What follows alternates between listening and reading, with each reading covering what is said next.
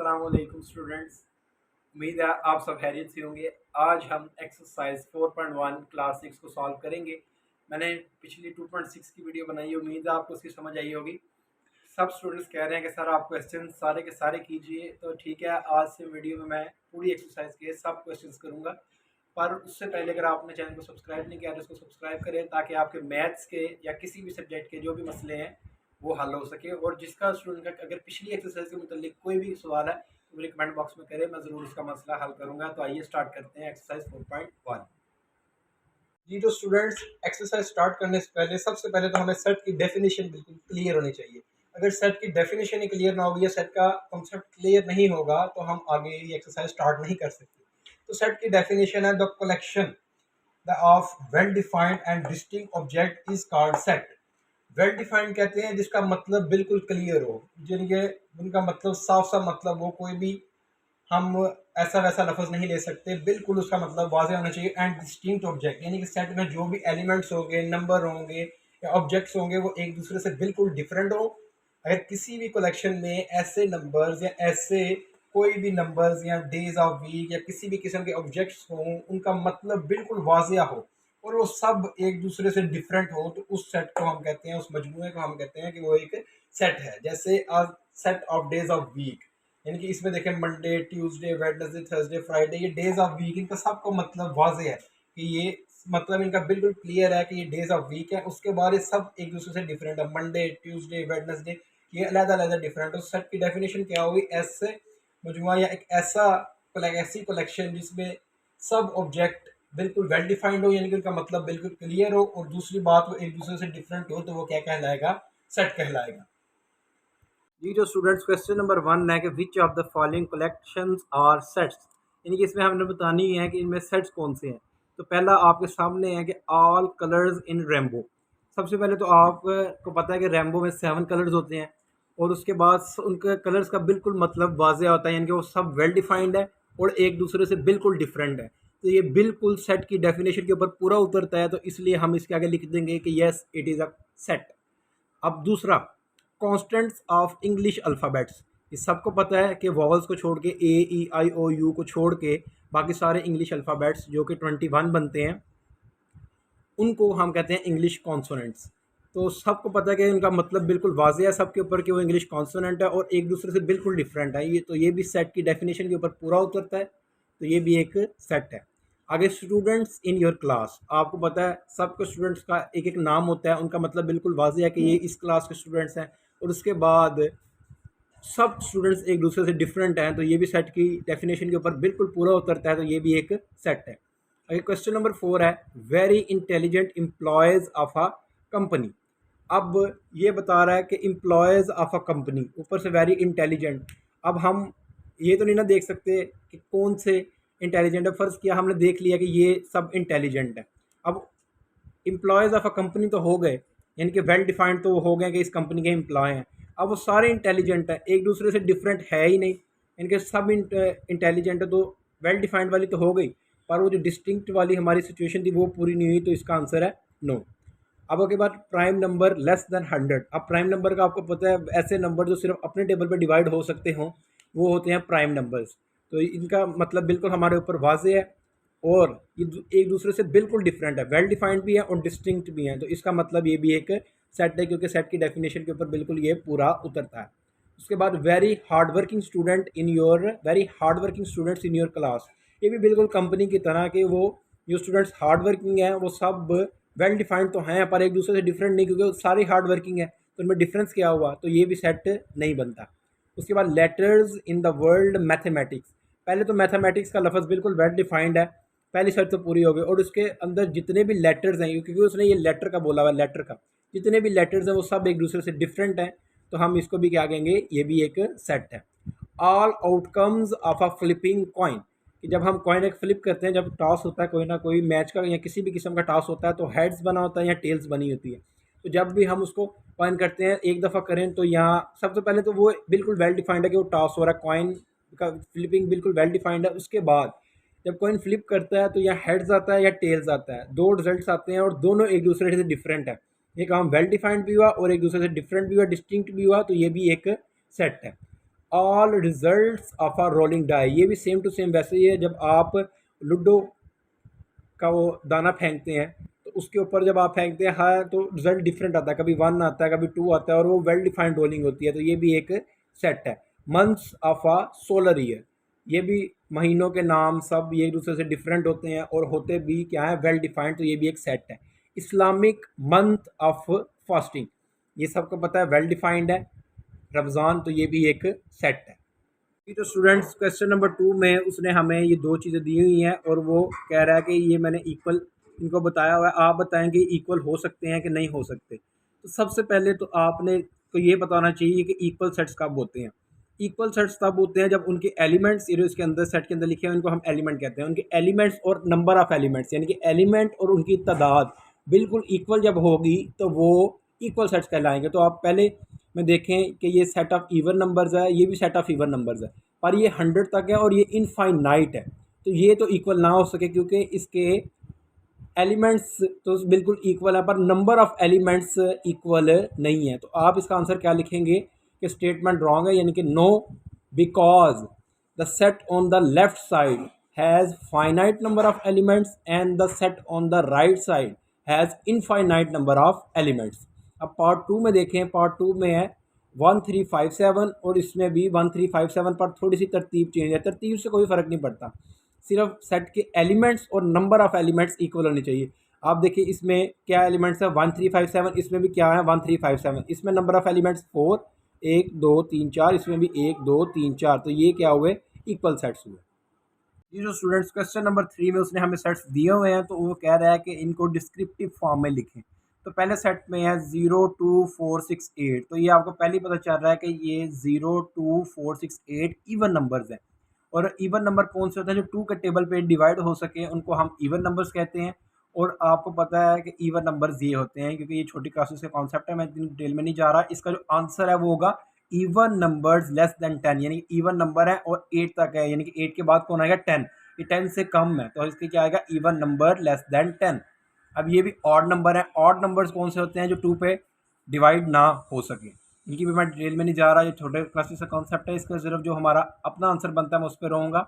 तो ये है, ये भी 10 से छोटे हैं। 9 के बाद अगर 10 आता है, वैसे तो ऑड नंबर 11 है पर ये 10 से छोटे हैं, 10 से नीचे नीचे ऑड नंबर्स है, तो इसका हम क्या लिखेंगे, ऑड नंबर्स लेस देन 10।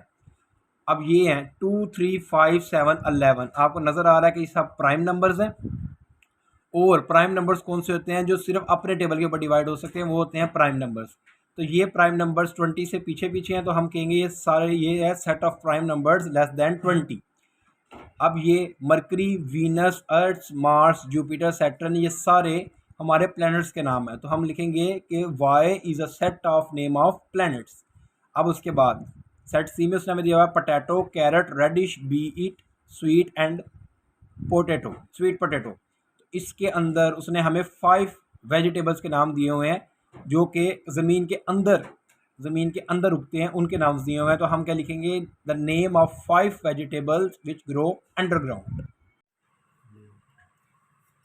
ले भी जी। तो स्टूडेंट्स क्वेश्चन नंबर 4 में जैसा कि आपने देखा कि उसने हमें सेट्स दिए हुए हैं और कह रहा है कि इसको आपने लिखना है टेबुलर फॉर्म के अंदर। तो पहला सेट उसने हमें दिया हुआ है कि नेचुरल नंबर्स ग्रेटर देन और इक्वल टू 20। उसने हमें कहा हुआ है कि नेचुरल नंबर लिखें जो 20 के इक्वल उससे ग्रेटर हो। यानी कि उसने लिखा इक्वल टू 20, तो जो सेट एन है उसको हम टेबुलर फॉर्म में लिखेंगे। इक्वल टू 20 कहा तो 20 खुद भी आएगा, उसके बाद आएंगे 21, फिर 22 और नेचुरल नंबर आगे चलते जाएंगे। तो ये इसका टेबुलर फॉर्म है। उसके बाद उसने हमें पी दिया हुआ है प्राइम नंबर्स बिटवीन 10 एंड 30। 10 और 30 के दरमियान हमने प्राइम नंबर्स बताने हैं और आपको पता है कि प्राइम नंबर्स वो नंबर्स होते हैं जो सिर्फ अपने टेबल के आते हों, और हमने लिखने हैं 10 और 30 के दरमियान में प्राइम नंबर्स। तो सेट पी की टेबुलर फॉर्म क्या बनेगी, 11 13 17 19 23 27 और 29। एक ऐसे नंबर हैं जो सिर्फ अपने टेबल पे होते हैं डिवाइड, इसलिए इनको हम कहते हैं प्राइम नंबर्स। और हमने लिखने हैं प्राइम नंबर्स बिटवीन 10 और 30 के दरमियान में प्राइम नंबर्स। तो ये इसका आंसर हो जाएगा। उसके बाद सेट एम में है मल्टीपल्स ऑफ 5 ग्रेटर देन 5।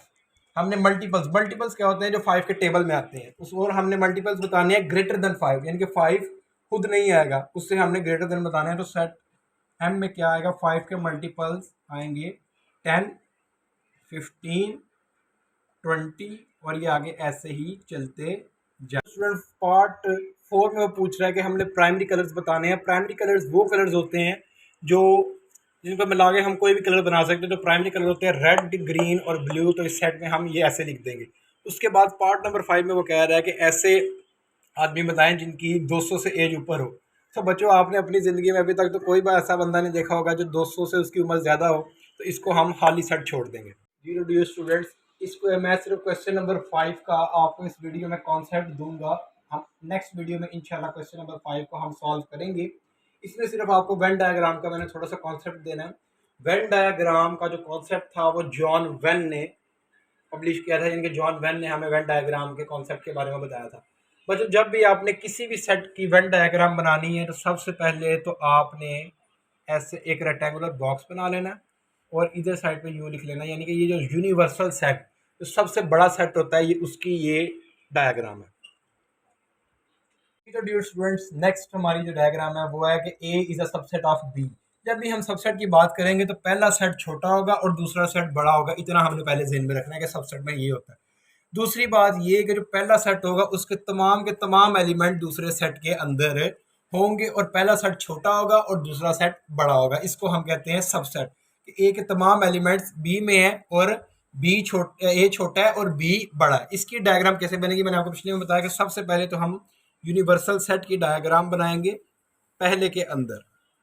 सबसे पहले डायग्राम में हम यूनिवर्सल सेट की डायग्राम बनाएंगे जो मैंने आपको पिछले में समझाई।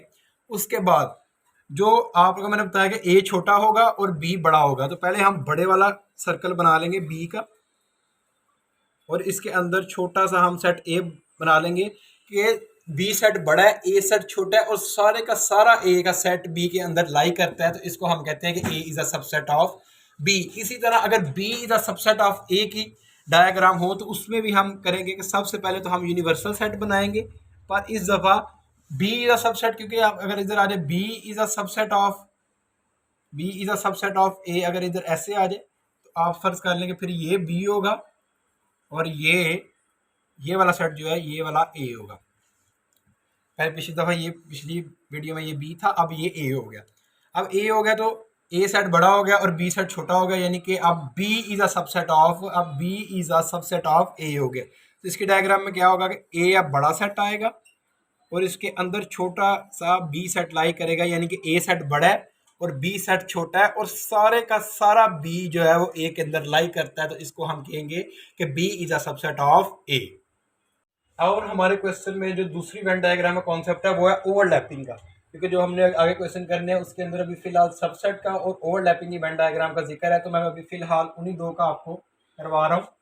तो इसके अंदर सेट कैसे बनेगा, पहले ये जानना होगा ओवरलैपिंग क्या होती है। पहले तो आप फर्ज एक सेट आप ले लें 1 2 3 4 5 और एक सेट आप ले लें 4 5 6 7 8।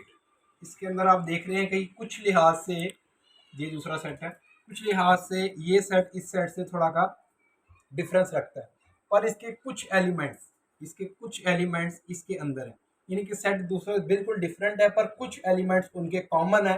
तो इसको हम कहते हैं कि ये एक दूसरे के साथ ओवरलैप कर रहे हैं। तो इसकी डायग्राम कैसे बनेगी, सबसे पहले तो हमने दूसरी तरह मैंने आपको बताया यूनिवर्सल सेट की डायग्राम बनानी है। उसके बाद हमने सेट ए बनाना है और ओवरलैप करता हुआ इसके साथ सेट बी बनाना है कि ये हिस्से शो कर रहे हैं कि ये कुछ हिस्सा इनका डिफरेंट है और जो इनके एलिमेंट सेम है वो हम इसमें लिखेंगे। जैसे ए का इन दोनों के 4 और 5, ये सेट ए है और ये सेट बी है, इनके 4 और 5 सेम है और बाकी ए का 1 2 3 डिफरेंट है और बी का 6 7 8 डिफरेंस है। तो हम इनको इधर लिखेंगे, क्योंकि ओवरलैप का मतलब क्या हुआ कि दोनों सेट्स कुछ लिहाज से एक दूसरे से डिफरेंट है पर कुछ उनके एलिमेंट्स जो हैं वो सेम है। तो इसका मतलब है कि वो दोनों ओवरलैप कर रहे हैं। तो इसकी हम डायग्राम ऐसे बनाएंगे, दोनों को पहले हम ओवरलैप करवाएंगे, उसके बाद जो उनके कॉमन होंगे वो इस ओवरलैपिंग जो दोनों के जुड़ा वाला हिस्सा है उसमें लिखेंगे और बाकी जो है वो इस हिस्से में लिखेंगे। तो डियर स्टूडेंट्स, ये था ओवरलैपिंग।